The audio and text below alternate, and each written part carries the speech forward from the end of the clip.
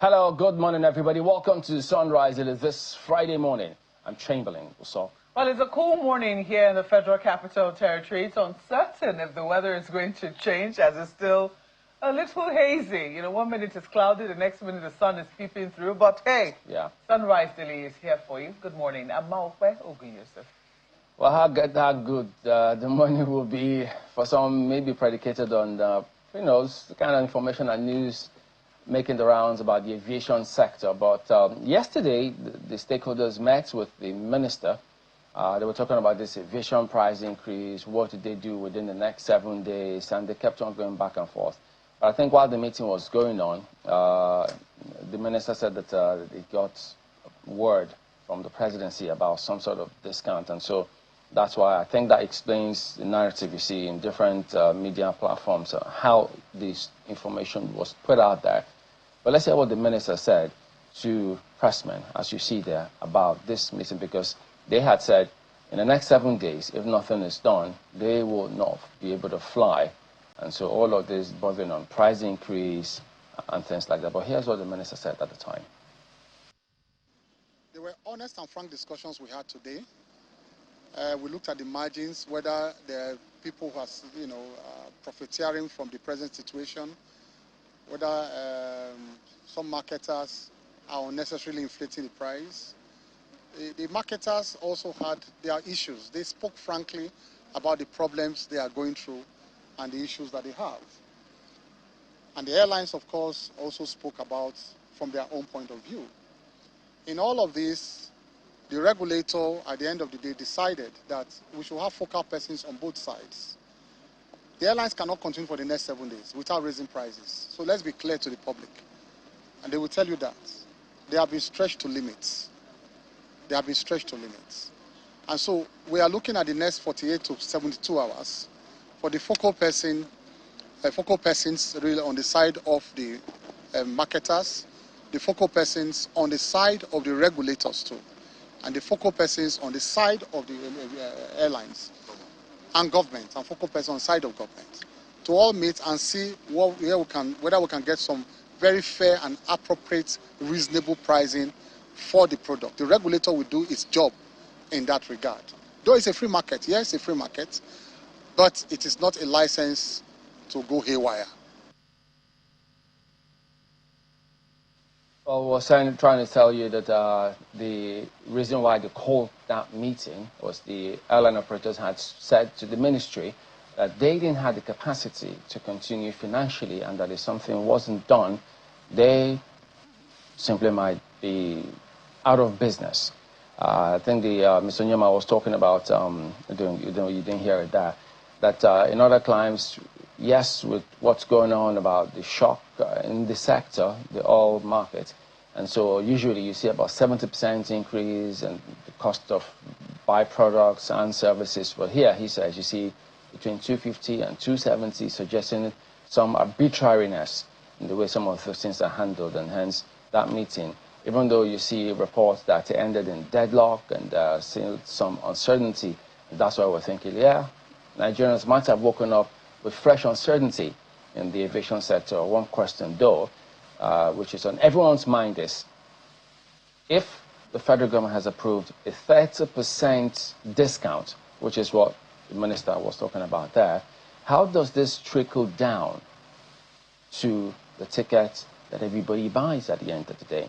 And we've also seen previously how the FCCPC went on and gave some, wielding the big stick in that particular sector, ensuring that the aviation people actually are in line with not just focused on the services or how they make revenue, or protecting the passengers and the customers themselves. So it's a whole gamut of scenarios. But as it is now, it still appears as though there's so many things unclear and how they move forward. But the big question is, that announcement that was made, how is that being taken on board?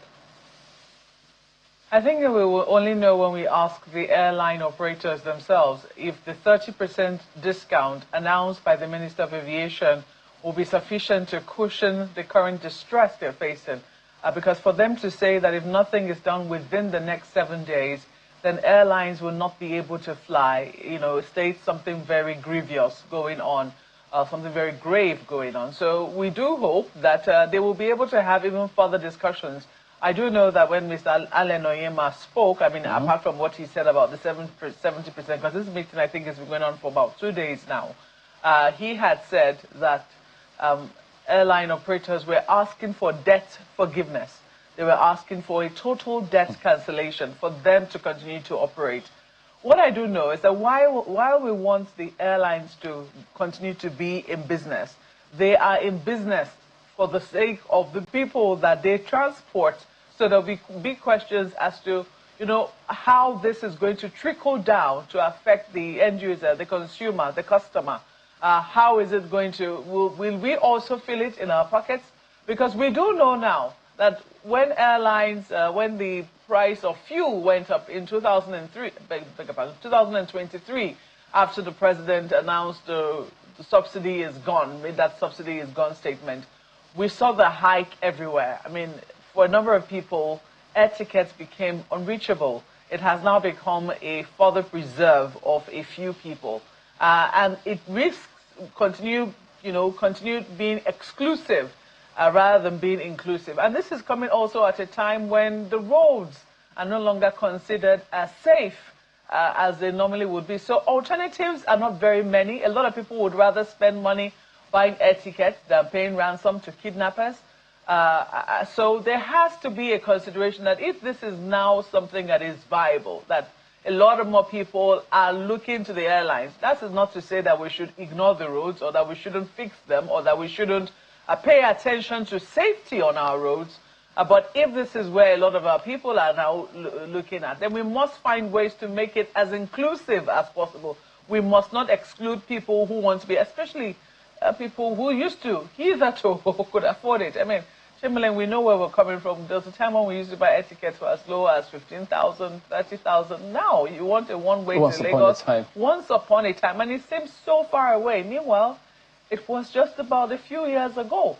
So right now, I believe that these conversations should continue. If the airline operators are dissatisfied with what they have been given, the discount that has been given them by the president, I think it's important that they continue the conversations, that they mustn't deadlock. It's a good thing to know that so far so good. Safety has not been compromised. As a matter of fact, we also hear, this is some good news, that ICAO did an audit report on Nigeria's aviation safety, and we scored as much as 91.45%, which is really good, and which we all can attest to, that in the last couple of years, yes, we've had some offshore, will I say, helicopter drops, etc., but largely within Nigeria's civil aviation space, we have been able to record, good levels of safety. And I believe that we must do everything in our powers not to compromise that safety and to make sure that we continue to do well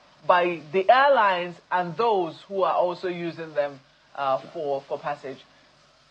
I think we can leave that conversation at that, Chamberlain. All right, yeah, so we're going to keep tabs on that one and see what happens. But give us a moment. We will be back.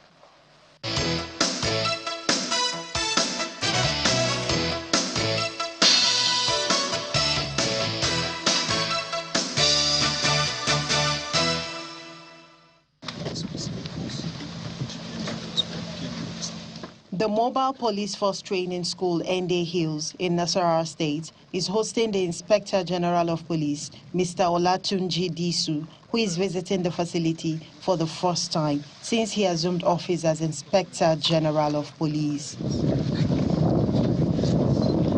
The IGP demonstrates marksmanship as he joins other officers in a shooting exercise.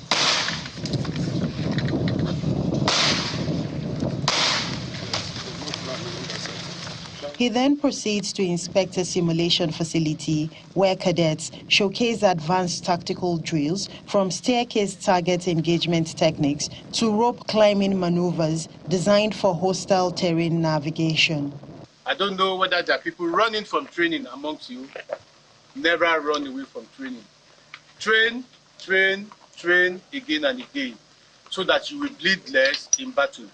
Did you get what I said? Yes, sir. The training school is also hosting mobile police force squadron commanders from across the country, with senior officers undergoing specialized sessions aimed at repositioning the mobile police force to effectively tackle emerging security threats nationwide. The squadron commanders present requests for improved logistics and modern equipment, pledging their unwavering commitment to national security. We want to respectfully ask that you graciously equip us more so that we will go with strong firing power, with supporting weapons like GPMGs, high-velocity smokes, drones, gun trucks, and armor personnel carriers. I assured you, sir, with those equipments, we will go to anywhere and any length, and we will not disappoint you. With a renewed vigor to reposition the Nigeria police force, the IGP responds to the request. We have made up our mind to recover our country. We are not going to do this alone. Part of what they have been trained upon today is ability to engage the community. We call it partnering with the community. The police chief hopes that the visit will boost morale and drive coordinated efforts aimed at restoring peace and stability across the country. Welcome back. We've got Mr. Abutu Yaro here with us. He's the former AIG of police. Good morning, and thank you for coming on today at the program. Good morning. Thank you for having me. Well, a few things to highlight this morning in terms of policing. How do we get it right? In other words, grappling with insurgency. How do we ensure that things also go right? But there's a recent video, which we'll start from there, circulating about the conduct of policemen. I know we'll find a way to see if we could tie it to the police in Delta State. I'm sure you're aware of that matter as well. So we don't know if we do have that clip where it was a certain passenger who was traveling. He was whisked away from a certain point, taken to Delta State Police Command, and then extortion. They had a POS inside the Delta State Police Command, and then the gentleman in question, he did show that he had paid, I think, about 51,000 odd naira, extorted from him by the police. Yes, the Delta State Police Command eventually issued a statement about that the persons involved are being cautioned. But that certainly leaves a sour taste in terms of the image of the force which they're trying to put together and ensure is spick and span. But this kind of scenario, many would definitely say, clearly they're not surprised. But the question then is, how is this kind of thing, can this kind of thing go on in a command without the commissioner of police being aware? Because the gentleman in question says this is widespread in Delta State. Thank you very much. I believe that what you just explained is a kind of national malady in this system and in like most other systems in the country. The reasons why we do not condone evil, bad behavior or criminality, we must look at it with context. Why do this kind of thing fester for too long? We must be able to ask ourselves, how do we have servicemen that we cannot guarantee their conduct? It's just like when you have a children in your house, the moment you leave to work, they begin to fester around the neighborhood, taking people's food, soliciting for a favor, and all kind of manners, less dignifying the standard code of behavior. It behoves on you, the owner of the children, to sit down and do critical examination. What is making my children to derail? If you are unable to do it and you continue to blame the children, you are not doing good parenting.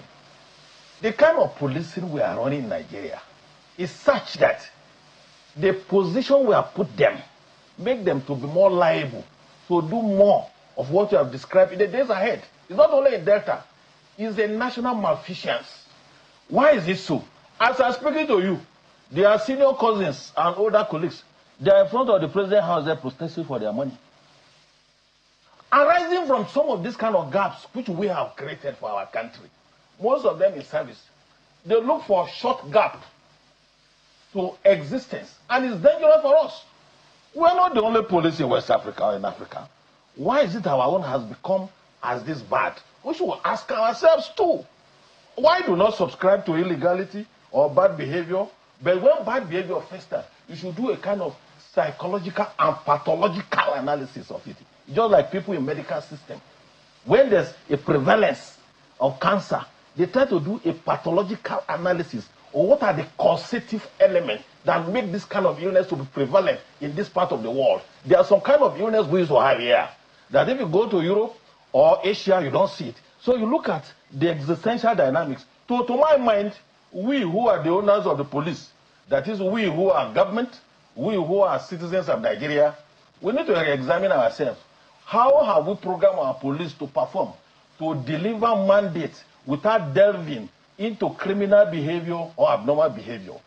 It's a very gargantuan challenge, but we seldom speak about it. However, the Commissioner of Police there in Delta has done a good job. All other Commissioner of Police continue to replicate it, while the national body system now, Nigeria, the police, can we say he did a good job? Because if that Sting event didn't happen, he would not have spoken about it. Certainly, when you are managing people is organic. You are in the studio here.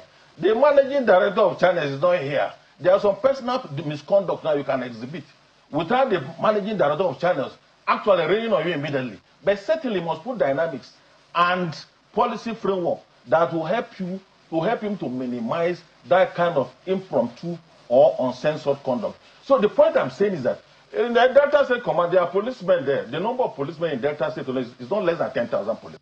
The Commissioner of Police in Asaba, and Delta State is made of many local governments. That's the entire state. It's the entire state. Thank you very much. It's the Commissioner of Police about 10,000 or more. In that case, how do you censor them as a Commissioner of Police in the viewer? I'm talking from experience. I was Commissioner of Police in Zamfara. I was Commissioner of Police in Delta, in Edo, and I was Commissioner of Police in Imo. So the censorship of policemen is really deeper than you can see. So can this happen without you knowing? Sure. I have given you an example that the managing director of channels is he here? No. He's not the only he has. So the point I'm making is that when you are managing 10,000 people who are scattered in diverse locations, not within your immediate principle. I mean, taking care of them, it comes from policy perspective. And policy perspective is largely effectuated if there's administrative framework that ensure a kind of subtle and uncensored activity. The way the policemen are operating in the field as an in our country is such that they are more vulnerable to committing what you have done. An unprovided police is susceptible to many malfeasance. Well, you know, that is part of the trick. That analogy. And that analogy, you have to take it. Look, all of us were humans. There's existential necessity of human beings. The thing is, for people to derail the reason why aberrant behavior. First of all, you look at the modus of their existence. The kind of modus of existence of police we have placed them in our country for today makes it extremely difficult for us to have a forthright coordination and control of what they do. We'll point out some of those things. To watch for what they do per second, per minute, per daily, per weekly. We are not acceding to that. We are not concocting or conforming, agreeing to that. But certainly the control mechanism is a Herculean task. Much as we hear you. We need to put that part of our national prayer point. But the thing is this. That analogy may not suffice because the managing director, like any other human analysis, Mr. Yaro, no analysis is 100% perfect. There are some analysis that may not suffice in your thinking. In my own thinking, it may suffice. These are sociological. I know it's a soft spot. It's not biological or natural science contemplation. We understand it's a behavioral science analysis. It's a soft spot. Analyzing human behavior, particularly in work ethics and work environment. So your own perception could be right, mine could be right, more person could be right as well. So you cannot dismiss any sociological explanation of human conduct. We're not dismissing anything. Have logical basis. The important thing is that let us contextuate the variety of the logicality. Mr. Yaro, and then have a pathway forward. We hear you, but thank you. We hear you, but you're left the force. But it's understandable when we talk about soft spots in the force which you just retired from. But that analogy you gave may not suffice because the system here, the managing director has put in place several measures to find out if such things happen, it cannot fester. Sure. It will be nipped in the bud. But you've got DPOs, you've got several lines of command, and these things happen. It's been on for a long time. And if you say they've not been remunerated properly, It's not all of them who are doing this. Why is it that some people do it and others don't? Thank you very much. You know, I'm a product of the police system. I live by the police and I'll die within the police cycle. And I must tell you for a fact, we are not deceiving our country. The way we have arranged our police at the moment cannot give credence to kind of excellent behavior we are expecting. If you like my argument, you adopt it. If you don't like it, let us continue the argument until when we die, our children will come and take over the matter, and they'll continue until time infinity. But everyone must listen to ourselves and to we, the practitioner and the veteran. There are many fundamentals we need to put in place. A DPO, as we are staying here, is like a DPO's office. Busape is a DPO's jurisdiction. If a DPO is in your mood sitting down here, what happens next on the next street here? It doesn't have the wherewithal to check it. And what does it happen? Let me tell you, sir. Ask anybody. I am here. It's verifiable. All the police patrol vehicles you see on the road, both in Delta and the most part of Nigeria, is those sergeants and inspectors that are fueling them. How do you mean? I mean what I'm talking from experience. I mean, it's not after they give them vehicles like that. Sure, I'm talking. Where do they get the money to Thank fill you it? very much. So when we run a system, from the POS? Sure. I say, ask me. I'm here. I'm in Nigeria. Later, call me back. My phone number is with you. Let anybody challenge me. We make no provision for them to operate. So when they go out, they are liable to do anything. But the government tell us that they've audited the money. I say so. Have my video. Confront me. Call me back. Interrogate me deeper. I'm in Nigeria. I live here. It's not a they say. There's no budget for the police to fill vehicles. It doesn't reach them. They don't have it. Call them. You are still alive. You are still in the system. Call any DPO. Ask him, Mr. DPO, what is the fueling budget in every month? I'm telling you frankly now because I'm not in the system. So tell us. Leave that matter. Let us not go there. Let us continue to pray for our country. Let us try to listen to someone who is better. Let us not leave silence. What to go there? Let's not leave it to prayers because I'm trying to understand precisely. There is a budget provided. Yeah. Is it that the money never gets to the very top to be distributed, or the money is, even though it has been approved, was never released? What exactly is the situation? The situation is what I've just said. Where the money is, we do not know, and we do not see. And we are not trained to ask questions. We are trained to obey the last order. Come to work, you come to work. Go on patrol, you salute, and you move. We cannot tell your bosses, sir, patrol vehicles in a zigzag manner. Where does he get the money? Let us leave this man. Let's go to another area. There are some people not supposed to talk. No, but that is why that is where we are. Ask service members, ask people who are still in service, call them privately. They may not have the wherewithal and the capacity to be as expressive as I can, because I've explicated. You are in Nigeria. The local government you come from, the village you come from, there are some members of the force there who are from that you are in. Some of them are your relatives. Ask them that the retired AIG told you this on national television. Confirm whether that retired AIG is just a blackmailer or a liar. No. These people who are working, they are the biggest magicians Nigeria have in the public sector. No. So we do not. You are expected to do much with your bare hands. So a lot of people. Pray for your police. A lot of people know that right now, we do know that we haven't, as a country, we know that. I mean, even during the NSAS protests, when people were protesting against police brutality, at some point, protesters started protesting on behalf of the police because they understood the challenges under which they were operating.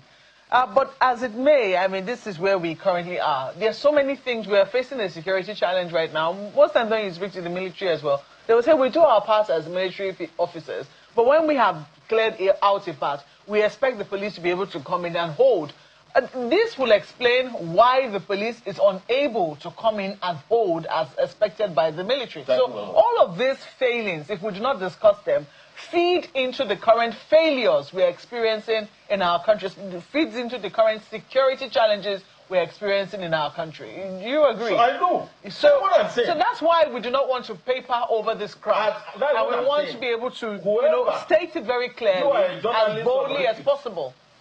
Whoever, you are a journalist of reputation, who controls financial channel to police units and division, ask him either off television or that in a year, How much money do you normally give to DPO Musafi to run police station all in a month?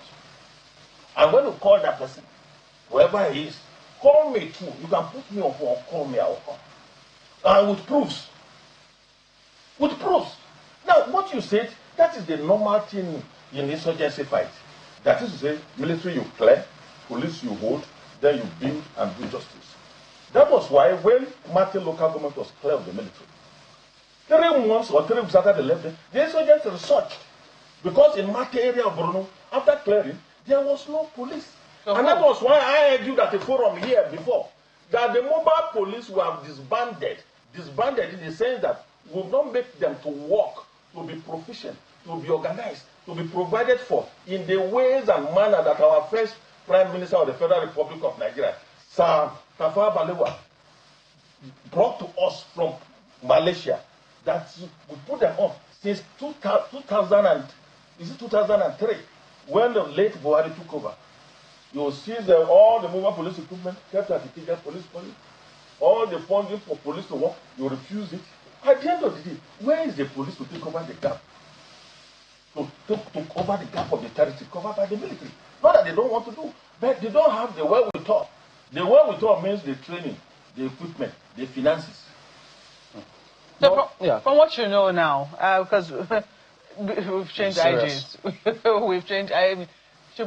Sometimes the questions will just they will stay in your brain and they refuse to come out because you're so confused many times. Don't be confused. There's clarity in what I'm saying. Oh, certainly. Police has owner. Certainly. When we say who is the owner of the police, it's the National Assembly. No, the point is the presidents are the owners of the police. No, Mr. Yaro. So ask them. That police said you have brought an AIG here. Who said this is DPOs on the ground? You don't give them any more to. Let them call me back. So with their own proofs. Mr. Yaro, you know. As I'm speaking to you, most of the police barracks have been destroyed. You are from Southwest. Go to Obalende police barracks that your forefather showed you. As I'm talking to you, it's in ruin. Go to Falomo police barracks. Falomo police barracks, it has been destroyed. Go to Bompai police barracks in Kano, it's destroyed. So go to Garke police barracks here. It's destroyed. Police have been chased away. What are we talking about? You know why? Where is the police that will take over the gaps of the area played by the military? So these are some of the conversations, because we also know right now that there's big talk around state police. For years now, we have been hearing that, one of the reasons why this has been difficult to solve is because the governors of the state do not control their own police, and so they need to have a police force that they can deploy readily. But from what you're saying, it appears that it's because largely we have ignored the police and we haven't done by it what we need to do. What I'm saying is an empirical fact. At my age and level, I cannot say what will not exist. I am on record. This video will be there even until when I die. Bring whoever say otherwise and engage it with me. And let him give you proof to prove me wrong. Yeah, but the question I've asked you a question. I've asked you why. What exactly is it that the money, from your own experience, is it that the money is not budgeted? Is it that it is stolen? What exactly is the issue? Nigeria is not yet ready to have an efficient and effective police force. I repeat, the Federal Republic of Nigeria is not yet ready to have a functional, efficient and dependable police force. Whenever Nigeria is ready, even if the next 3 months, the police you desire to save your country, to assist the military, to cover gaps in areas liberated from insurgents, you have it. Take what I've told you, take it to the bank. So, while you were in service, was there any time, because of course, this insurgency had been on for a while, was there any time that any president, or even National Assembly, anywhere whatsoever, called the leadership of the police to ask them, what are the problems? How do we make sure the police is capable to step in and contribute their quota to this insurgency? Me talking to you, President Muhammad Buhari called me on phone once when I was CP in Imo. When one politician was moving from Imo to the airport, one politician from Adamawa or Taraba State. Before he was killed? Was killed. I was the CP then. While I was at the scene with the body in the mortuary, very near to the entrance of Imo Airport, I got a call from the village and they told me, is that the CP? I said, yes, sir. He said, speak to Baba. I spoke to him. and they asked me directly, what is the problem on the ground? And I said it.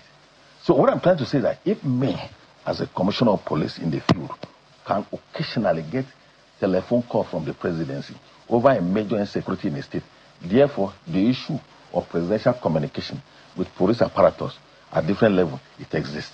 I rest my case. So what did you tell him? Was he addressed? I told him how the man was killed, and the circumstance made him to die. Yeah, it was on a Monday where the side cop said that there's no, this is a Monday, zero restriction, how they call it now. Then he left the Proti Hotel. Sit at home. Sit at home. He left it with a car. He left the hotel with Uber, going to Emo Airport to take a flight to Abuja. And in the process, in a one village very near to the airport, he ran into an ambush. And what happened took place. So, look, there are many matters that are beyond expression of public television. But let us continue to pray for In other words, what we deduce from this, and correct us if it's wrong, the authorities know what the problem is. Ask them, they know. But they don't want to address it. Ask them, they know. Ask them, they know. The authorities are Nigerian like us. They are not for it. We are not from Gabon. No.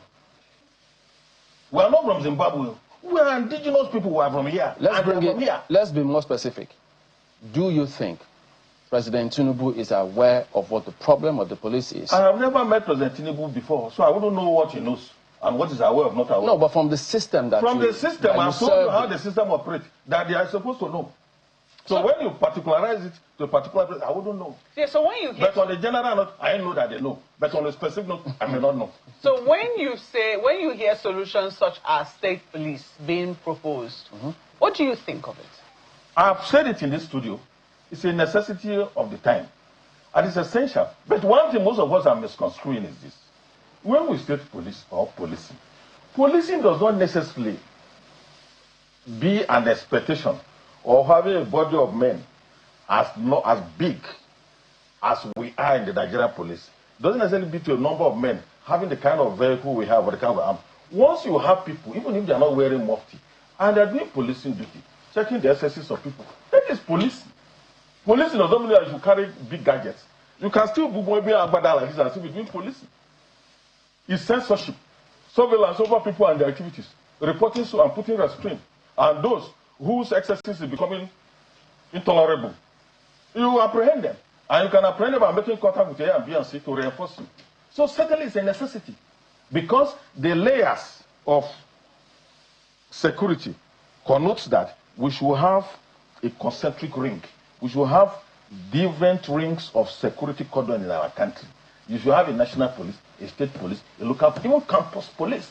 When I came here and met your security there, they are channels police because they stop you to ask you questions. If you look like an abhorrent character, immediately they will stop you from entering. And from there, they will call the local police or federal police and the man coming to their studio looking suspicious. That is policing. So to me, there's nothing wrong in having state police, local police. The most important thing is that whichever assignment we give them, let it be effective. A local police can be designed, or state police, to be very good in surveillance. It can be very good in tracking. It can be very good in ICT use, such that a kind of common characteristics of criminality that's prevalent in your area can be easily exposed. They may not even have the capacity to confront, but they have capacity to dissect, uncover, and alert the much bigger federal police or the defense authorities. It's still a safety. So we need it. I will give you further examples, sir. After independence, those of us who were born after independence, we saw in this our country some people wearing green uniform, moving about in the bush and the local government areas. They called them a forest guard in most of the states because it was a colonial legacy of security administration of the forest that ensures that improper logging does not take place, unauthorized hunting does not take place, carrying unauthorized arms to the forest does not take place. We call them forest guard. Later in this country, in all our states and the regions, those ones in service that we inherited from the colonial time, they pass out of service, they die. Successive state and regional government, bring new people. What they were doing essentially, policing, because they were even though they were not armed, they were looking over at the forest. They take care of economic sabotage, security sabotage, and they report to appropriate authority. It's still policing. I've said it in this studio. When you have something like a civilian JTF, vigilante, it's still policing. It's a necessity of our time and the need for it in our country. So it's not something as a kind of a gargantuan arrangement whereby you have armored car, you have fleet of vehicles, or you have fleet of aircraft. It doesn't necessarily mean so. But we must have organized number of men trained to do specific things that are designed to reduce human excesses. So as we wind down, why is it that it's the rank and file that we see do these things? Is this true that they make returns to the officers? It's not necessarily so. The economic condition and the training condition of the rank and file is worse off compared to the senior grade. So they are more amenable to distractions. They are more amenable to professional malfeasance. The reason is that improper training for them, low income, poor orientation, and general lethargy.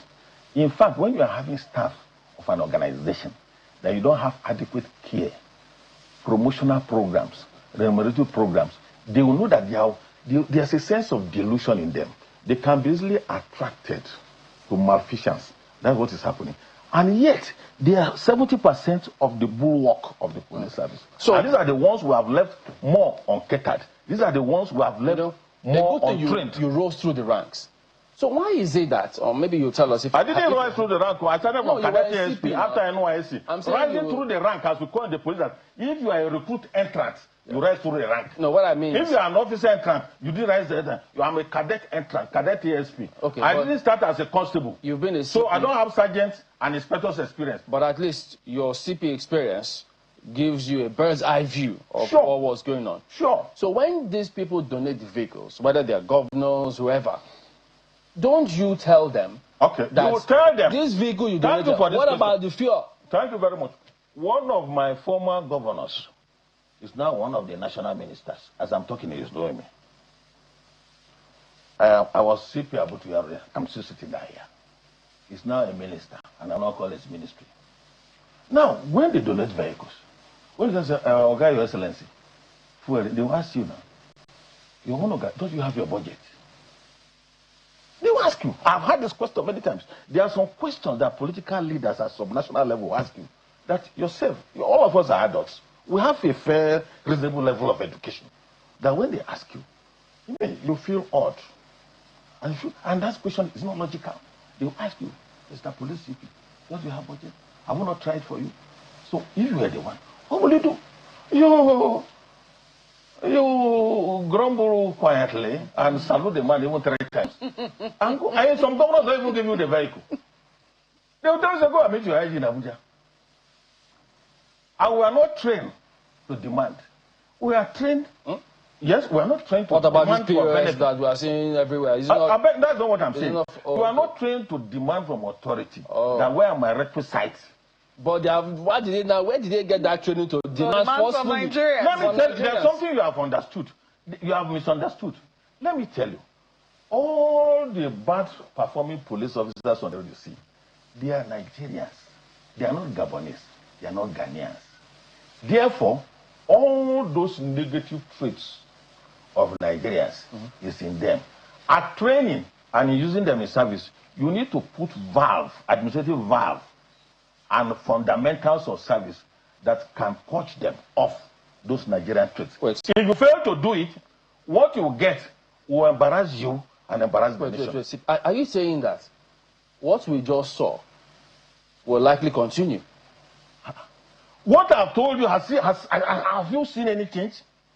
Why do we need to deceive ourselves and our country? I'm telling you, sir, that what we are saying, if there's no revolutionary effort to change it will still happen. We will die. Our children come and meet Nigeria in this condition, even our grandchildren. So, if I were you, after listening to me, tell whoever you believe has authority to do what I'm saying, that Ex-AIG came here and said this thing. Okay. What can we do about it? And let him tell you whether what I'm saying is a fallacy. What would you advise Nigerians now, listening to you, if they see a policeman asking them for some of this? What should they do? Now, what they should do, in my view, they should behave proper. How? What is good? Proper? Proper, it is to say is this. We have a Nigerian characteristic that goes this way. When a Nigerian man is found on the wrong side of the law, the first thing he tells you, okay, how can we settle this? I'm talking from experience, not textbook theory. So how can we settle this? That is the beginning of the problem. So what I'm trying to say, that Nigerian mentality of always initiating and coming on with toxic expression, how can we settle it? We should purge ourselves of it. When policemen arrest you, I say, is it because of this small traffic matter? You are taking him to the station. We can settle this thing. So. And what is the meaning of that? That is invitation to treat. That's what we call it in law, invitation to treat. So it's a Nigerian matter. So Nigerians should stop inviting policemen to treat. Thank you very much. Interesting. Well, thank you very much. They should not initiate extortion. For example, sir, go out of the studio today. You see a vehicle going from Garki to Zuba. Apart from the passengers inside, you see load on top. Why does that vehicle passengers only? Once a policeman flag him that, they say, okay, make we settle this thing now. Well, Mr. Ayero, at the time, we ask police officers to resist temptation. Well, we need to close. But I know that there are times that we didn't invite anybody to treat, but they wanted to treat by force. Most of them, they will. So if we go there now, there's no time. Even people, thank you for eminent Nigerians like you will make you a phone call. You say, Commissioner DPO, that man is my relative. Try and settle the matter. Okay. Most of you have made phone call like that. My confirm. I make no such confirmation. We won't call their names too. Like you don't call the governor's name, who is now a minister. He knows, and he will hear me. Well, thank you for coming. When they come here, call me, I will come. Okay, we will. That wraps it up today, and what a week it's been. Thank you all for watching. We'll see you next time. I'm Chamberlain yourself. Goodbye. Please don't invite police officers to treat. Thank you for watching. I'm Maokwe Ogun Yusuf. On top of the hour is Business Morning.